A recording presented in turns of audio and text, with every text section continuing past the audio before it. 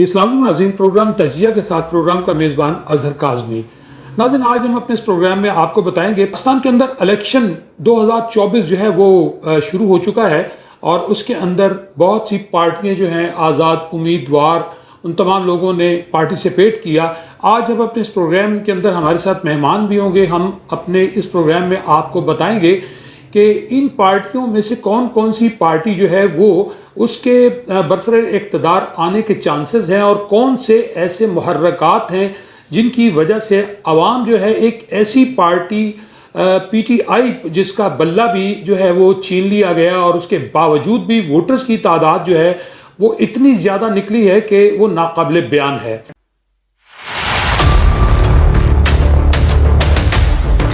इस वक्त हमारे साथ कमर भट्टी साहब सीनियर रिपोर्टर और सीनियर तजियाकार हैं। इनसे बात करेंगे पाकिस्तान में होने वाले इलेक्शन 2024 के हवाले से। जी कमर साहब, ये बताइएगा कि इस वक्त इलेक्शन 2024 हो चुका है और उसके रिजल्ट जो हैं वो आहिस्ता आहिस्ता आहिस्ता आ रहे हैं, जबकि इलेक्शन कमीशन का एक वादा था कि वो इलेक्शन वाली रात 2 बजे तक इलेक्शन कंपाइल करके दे देंगे, लेकिन वो इसमें मुकम्मल तौर पर नाकाम हो चुके हैं। दूसरी जानिब एक और बात कही जा रही है कि इंटरनेट उसको जगह जगह बंद किया जा रहा है या बंद हो रहा है और ईआरपी सिस्टम जो है उनका वो भी उसमें कोई प्रॉब्लम आ रहा है। एक तो यह है कि आप इस इलेक्शन के हवाले से क्या देख रहे हैं, क्योंकि मुस्लिम लीग नून जो है जो मियां नवाज शरीफ के बयान के मुताबिक वो मखलूत हुकूमत को पसंद नहीं करेंगे, ना उसका हिस्सा बनेंगे। इसके बयान के बाद आप क्या देख रहे हैं और कौन सी पार्टी को बरसिकदार आता देख रहे हैं? बहुत शुक्रिया गाजी साहब। सबसे पहले तो मैं आपको ये बता दूं कि हम ना हर चीज के हवाले से ना बहुत जज्बाती का शिकार हो जाते हैं। हम जज्बाती कौम है। पूरी दुनिया में इलेक्शन जो है ना वो एक टाइम में होता है, उसके बाद उसका रिजल्ट जो है वो भी एक टाइम में आता है। हमारे यहाँ ये होता है कि जैसे इलेक्शन हो हमारे पूरे इलेक्ट्रॉनिक मीडिया को, पूरे सोशल मीडिया को फिक्र लाख हो जाती है कि अगले लम्हे उन्हें रिजल्ट जो है ना ब्रेक करना है। वो हालांकि पूरी पर्ची भी नहीं खुली होती और रिजल्ट ब्रेक होना शुरू हो जाती है। इस वक्त इलेक्शन कमीशन ने थोड़ी पाबंदी लगाई कि आप कम से कम 1 घंटा तो रिजल्ट ब्रेक करने की पोजीशन में नहीं होंगे। यानी अगर 5 बजे पोलिंग बंद होगी तो अब 6 बजे आप कोई रिजल्ट देने की पोजीशन में होंगे। तो आपने देखा कि 6 बजे जैसे ही उनका लिमिट खत्म हुई तो ठक ठक ठक ठक चैनल्स के ऊपर ब्रेकिंग गिननी शुरू हो गई कि जनाब फला इलेक्शन से जो है वो जीत रहा है। एक एक पोलिंग स्टेशन का, एक एक पोलिंग बूथ का नतीजा जो है वो आना शुरू हो गया। अब जाहिर है कि इलेक्शन कमीशन ने अपना एक डायग्राम बनाया था, बड़ा क्लियर बनाया था। उन्होंने कहा था कि हम इलेक्शन का रिजल्ट जो है फॉर्म 47 जब तक हम कंप्लीट, जब तक हमारे पास सारे फॉर्म 45 नहीं आएंगे और हम उनको कंपाइल नहीं करेंगे और उसका हम फॉर्म 47 नहीं बनाएंगे उस वक्त तक हम आपको इलेक्शन नतीजा नहीं देंगे।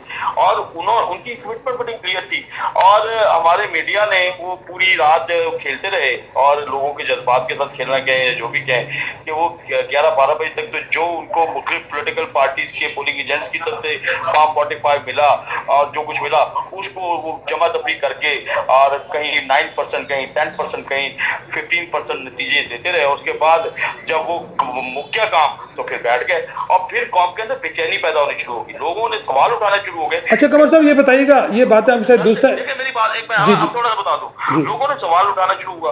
अब ये सवाल जब था ये तशवीश का बायस बनना शुरू हो गया कि शायद कोई गड़बड़ हो रही है, कोई मामला आते हैं। हालांकि ऐसा नहीं था भाई। आपके पास जितनी कंपाइल आए रिजल्ट, जितने आपके पास फॉर्म 45 आए आप दे बैठ गए। उसके बाद आप अंधेरे में हैं। आपको इलेक्शन कमीशन जब तक फॉर्म 45 नहीं देगा उस वक्त तक नहीं आप दे सकते। ठीक है, अब इलेक्शन कमीशन ने अपनी अनाउंसमेंट की थी। ये जरूर है कि इलेक्शन कमीशन 2 बजे तक देने में नाकाम रहा, ये बात आपकी ठीक है। लेकिन ये कहना कि जी रिजल्ट रुक गया, भाई रिजल्ट तो उस वक्त आना था जब फॉर्म 47 पूरा कंपाइल होना था। अब वो रात 2 बजे हुआ, 3 बजे हुआ, 4 बजे हुआ, 5 बजे हुआ। ठीक है कमर साहब, आप मुझे इस वक्त मौजूदा सूरत-ए-हाल बताइए कि पाकिस्तान पीपल्स पार्टी किस पोजीशन में है, पीटीआई किस पोजीशन में, और पीटीआई मीन आज़ाद उम्मीदवार और मुस्लिम लीग नून कहाँ खड़ी है? देखिए इस वक्त जो है मैं कहता हूँ तमाम जमातें विन में नहीं है। मतलब पीपल्स पार्टी को सिंध बड़ा क्लियर उन्होंने जीत ली है और पीपल्स पार्टी के इस वक्त जो है वो 40 के करीब एमएनएस बनते नजर आ रहे हैं। इसी तरीके से मुस्लिम लीग नून जो है वो भी 50 और 60 के दरमियान जो एमएनएस के साथ बनती नजर आ रही है इस वक्त। अभी तक तो उनका 44-45 के करीब है, लेकिन जिस तरीके से चल रहा है उस तरीके से लग रहा है कि 50+ के वो भी चले जाएंगे। और इसी तरीके से आजाद उम्मीदवार जो है वो जो है वो जाहिर है उसमें मेजॉरिटी पीटीआई सपोर्टेड है और पीटीआई चेयरमैन की सपोर्टेड है, तो उनकी तादाद भी जो है वो अच्छी खासी है और वो मेजॉरिटी में। और बाकी इस्तेकाम पाकिस्तान पार्टी जो है वो 2 से उम्मीदवार जो है जीते हुए हैं। मुस्लिम लीग का एक उम्मीदवार जीता हुआ और बाकी जमातों के एमक्यूएम के जीत रहे हैं, सारी चीजें आ रही है। अब हुकूमत साजी का अमल जो है वो इसमें जाहिर है कि 3 दिन तो पहले ज्वाइनिंग का है, इंडिपेंडेंट ने ज्वाइनिंग किधर करी। अब बहुत सारे लोग सवाल उठा रहे हैं कि ये जो पीटीआई के लोग हैं ये तो यतीम लोग हैं, इनका तो ना कोई माँ बाप है ना कोई पार्टी है, और इन्होंने जो ज्वाइन करना है यतीमों का क्या होता है, इन्होंने पीपल्स पार्टी को ज्वाइन कर लेंगे या मुस्लिम लीग नून को ज्वाइन कर लेंगे। हालांकि ये नहीं है। मैं आपको बड़ा क्लियर बता दूं, ये एक बड़ी ब्रेकिंग मैं आपको सूरत बताने जा रहा हूँ कि मुस्लिम पीटीआई की जो क्यादत है उनका प्लान बी या प्लान सी जो है वो किसी एक पॉलिटिकल पार्टी जो इलेक्शन कमीशन में रजिस्टर्ड है और वो उसका पार्टी इलेक्शन भी इशू नहीं, उनका और भी इशू नहीं है, उसमें उन्होंने ज्वाइन होना है और वो ज्वाइन करेंगे और उनकी ज्वाइनिंग के बाद एक खास फिगर जो है पता चल जाएगा कि ये है, और उसके बाद उस जमात को वो मखसूस नशिस्तें कौमी असम्बली में खवातीन की भी मिलेंगी, मिनॉरिटीज की भी मिलेंगी, और वही मखसूस नशिस्तें बलूचिस्तान साथ असम्बली में के भी असम्बली में भी उनको मिलेंगी। तो ये जो है ना, जो लोग सोच रहे हैं कि इन यतीमों ने कहीं और उधर जाना है मुस्लिम लीग नून या पीपल्स पार्टी की तरफ, तो ये नहीं है।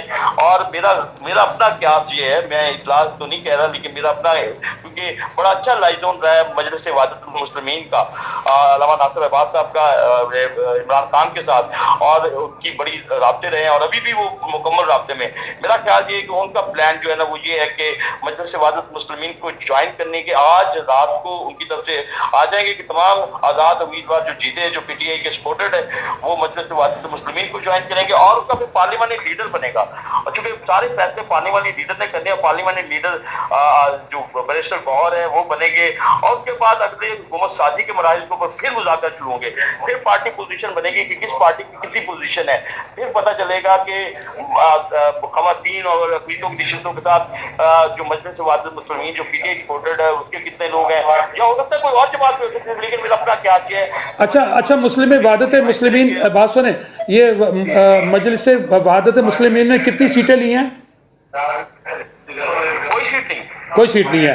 अच्छा, बात वो ठीक है, इसमें अमर्ज हो जाएगी पीटीआई बकौल आपके, लेकिन क्या ऐसी पॉसिबिलिटी भी है कि ये पाकिस्तान पीपल्स पार्टी के साथ कोई अमर्ज हो के एक बड़ा एक नई चीज बना दें? देखिए, जो तो मैं आपको बताऊं, जो तो आजाद अलग इलेक्टेबल सीटें हैं उनकी ज्वाइनिंग मुस्लिम लीग नून के साथ भी हो सकती है, पीपल्स पार्टी के साथ भी हो सकती है, बाप के साथ भी हो सकती है, जो आजाद अलग जीते हैं। जो पीटीआई सपोर्टेड आजाद है जिसके ऊपर पीटीआई की तरफ से कैंपेन थी, इमरान खान की सपोर्ट थी, उनकी रफली तादाद कितनी है? वो किसी और को वो उनकी तादाद इस वक्त 61+ तो थी कुछ देर पहले, और अभी मेरा ख्याल है और जैसे और बढ़ जाएगी, पता चलेगा, लेकिन 61+ तो इस वक्त है और बढ़ जाएगी। अगर ये 80 पे चले जाते हैं और 80 का एक पार्लियामानी ग्रुप जो है उसमें फिर उसके बाद खवातीन की मखसूस नशिस्तें, मिनॉरिटीज की मखसूस नशिस्तें, उसके बाद फिर वो डिसीजन लेंगे कि उन्होंने पीपल्स पार्टी के साथ अलायंस करना है, नून के साथ अलायंस करना है, किसी और जमात नहीं, नून के साथ तो मेरा ख्याल है, बात सुने, पीटीआई अलायंसेस जो है वो नून के साथ कैसे अलायंस करेगी? इम्पॉसिबल है। हाँ, वो पीपल्स पार्टी के साथ जा सकती है, बाप के साथ जा सकती है, मुस्लिमीन वहादत मुस्लिमीन के साथ जा सकती है। मैंने कहा कि उसके बाद ये फैसले इसके ऊपर गौर होगा। मैं नहीं कह सकता कि वो पीपल्स पार्टी या नून के साथ करेंगे। मेरा ख्याल है कि इमरान खान साहब का जो माइंड है वो तो ना पीपल्स पार्टी के साथ जाना चाहते हैं ना नून के साथ जाना चाहते हैं, लेकिन अब चूंकि पॉलिटिक्स ने आगे बढ़ना, पॉलिटिक्स के अपने असूल होते हैं, उसके असूलों के मुताबिक चलना होता है। आप विद इन पार्लियामानी ग्रुप जो है उसके मुताबिक आपने चलना है, आपको जो हिस्सा मिलता है, मतलब अगर प्राइम मिनिस्टरशिप जाती है पीटीआई के आजाद पार्लियामानी ग्रुप को तो वो जाहिर है कि उनको मिलती है और उनको केपी में हुकूमत मिलती है, तो ये बड़ी अच्छी। अच्छा, कमर साहब मुझे आपकी गुफ्तगू से अंदाजा हो रहा है कि मियां नवाज शरीफ साहब का जो प्राइम मिनिस्टर बनने का ख्वाब है और उधर से बिलावल का बनने का ख्वाब वो अधूरा नजर नहीं आ रहा क्या? देखो, मियां साहब का ख्वाब तो रात को टूट गया जब मियां साहब रात को पिछली मरतबा उन्होंने 11 बजे विनिंग स्पीच कर ली थी। रात में उनका प्लान था कि 11 बजे वो मिठाइयां बांटेंगे, विनिंग स्पीच करेंगे, आतिशबाजी होगी और मॉल्टॉन में तमाम मेन स्ट्रीम मीडिया की डीएसएजी लगी थी, लाइव कवरेज के इंतजाम थे। लेकिन जब मियां साहब का अपना इलेक्शन डामाडोल नजर आया, मासारा से वो बड़े चीज से आते नजर आए, लाहौर में उनकी सीट अपनी डामाडोल नजर आई, शहबाज शरीफ की सीट अपनी डामाडोल नजर आई और बहुत ख्वाजा साहब भी हार गए और बड़े लीडर्स हार गए। तो उसके बाद जो है फिर मियां नवाज शरीफ साहब तो वाकई गमो गुस्से में जो है वो जाती उमरा चले गए वापस। और इसके नतीजे में जो है वो सारा जो है अब मामला इस लेवल पे चले गए कि उनको तो मुझे नहीं लग रहा कि वो खुद प्राइम मिनिस्टर की उम्मीदवार, वहाँ उनकी बेटी जो है वो सीएम की उम्मीदवार हो सकती है, सीएम बन सकती है पंजाब में, क्योंकि पंजाब में मुस्लिम लीग उनकी मेजोरिटी जो है वो बन सकती है, उनके साथ उनको हुकूमत बनाने का। भाई उधर अलीम खान साहब भी तो खड़े हुए हैं ना। मुझे नहीं लग रहा मरकज में अगर अलीम खान साहब, देखिए अलीम खान साहब कोई इतना कोई ऐसा कोई नहीं, मतलब देखिए भाड़े के जो लोग होते हैं उनकी कोई इतनी नहीं होती, मतलब आप नून के वोटों से जीते हैं और 2 सीटें बमुश्किल जीते हैं, मतलब जहांगीर तरीन जो है उनके क्या हालात, उनके पार्टी के आप कह लें कि चेयरमैन है और सारा कुछ है। तो ये कोई आप अलीम खान साहब को मैं तो किसी जगह रेट नहीं कर रहा, मेरा ख्याल है कि मरियम नवाज जो है वो सीएम पंजाब की कैंडिडेट होती है, ऊपर अगर कोई सीन बना तो शहबाज शरीफ का बन सकता है, इस बात के इम्कानात है कि शहबाज शरीफ का सीन बन जाए। लेकिन मेरे बाखबर जराए कहते हैं कि शहबाज शरीफ साहब तो बिल्कुल अपनी वास्कट वगैरह सिलवा के, शेरवानी सिलवा के तैयार बैठे हैं और मियां नवाज शरीफ के और इनके दरमियान एक बहुत बड़ा गैप भी आने वाला है। सर उसमें शहबाज शरीफ उस सूरत में बन सकते हैं अगर बिलावल थोड़ा सा इसमें सॉफ्ट हुआ। वो वजह ये है कि बिलावल जो है और पीटीआई की पीपल्स पार्टी की बहुत बड़ी क्यादत, मतलब खुर्शीद शाह कौम से माफी मांग चुके हैं। बिलावल अपने 16 माह के इस रवैये को ऊपर कौम से माफी मांग चुके हैं, वो कह रहे हैं कि जी नहीं हम किसी पीडीएम का इन फ्यूचर हिस्सा नहीं बनेंगे। तो अब दोबारा मतलब इलेक्शन से पहले आप कुछ लैंग्वेज इख्तियार करते हैं, इलेक्शन के बाद आप दूसरी तरफ चले जाते हैं, तो कौन ये बातें सारी नोट करती है। एक एक बात, ये आपका एक इलेक्शन गुजर जाता है लेकिन अगला इलेक्शन फिर आपका क्वेश्चन पे आ जाता है, सवाल उठ खड़े होते हैं और बहुत सारी चीजें होती हैं। और अगर मतलब हमारे मुल्क में ऐसा माहौल तो है नहीं कि आप दूध और शहद की नहरें बह रही कि आप इधर इक़्तिदार में आए और आपने सारा कुछ लोगों के मसले मसाइल हल कर दिए, ऐसा है नहीं। और मुश्किल हालात में, मुश्किल माहौल में हुकूमत संभालनी, लोगों मसले हल नहीं होने रातों रात, और फिर अगले इलेक्शन में आप खड़े होंगे तो आपको कैसे मुकाबला करेंगे। मेरा ख्याल है बिलावल भी इसमें हाथ में नहीं है।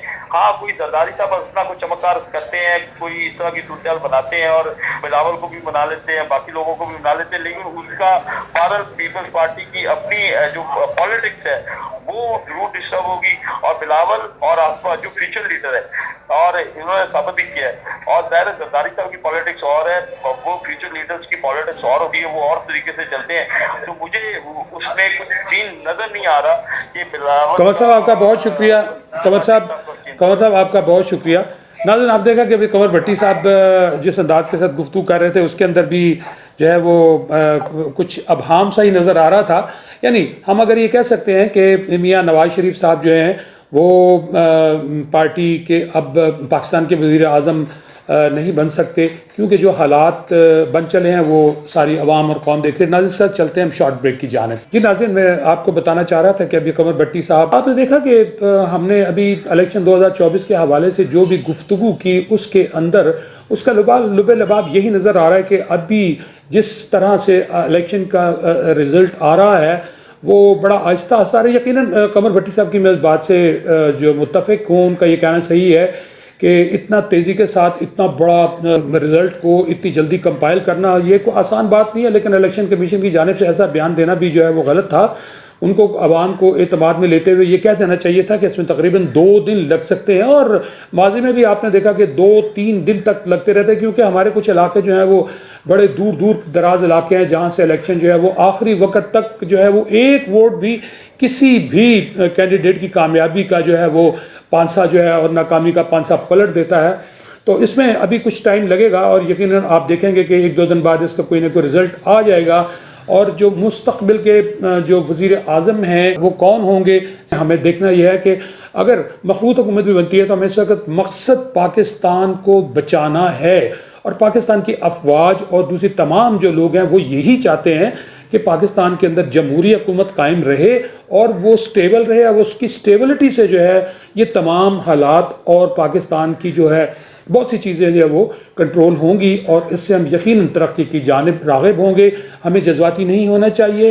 इलेक्शन होने के बाद हमें एक टेबल पर मिल बैठना चाहिए और पाकिस्तान की बेहतरी के लिए हमें सोचना और कुछ करना चाहिए। इसके साथ ही मेरे प्रोग्राम का टाइम ख़त्म हो रहा है। मेरे जो प्रोग्राम इस लाइव शो में हमारे साथ बतौर एक कॉलर के तौर पे आना चाह रहे थे, हम उनको टाइम नहीं दे सके। नाज़रीन, आप देखते हैं कि मेरा प्रोग्राम 35-40 मिनट का होता है। मैं माजरत खा हूँ। आप व्हाट्सएप से हैं और ट्विटर हैं, उनके ऊपर आप हमें अपनी राय से आगाह कर सकते हैं। हम यकीनन अपने किसी प्रोग्राम में आपकी राय को ज़रूर पेश करेंगे। इसके साथ ही मुझे इजाज़त दीजिए। इंशाअल्लाह अगले किसी प्रोग्राम में नए मेहमानों के साथ और एक नई चीज़ के साथ आपकी खिदमत में हाजिर होंगे। खुदा हाफिज़।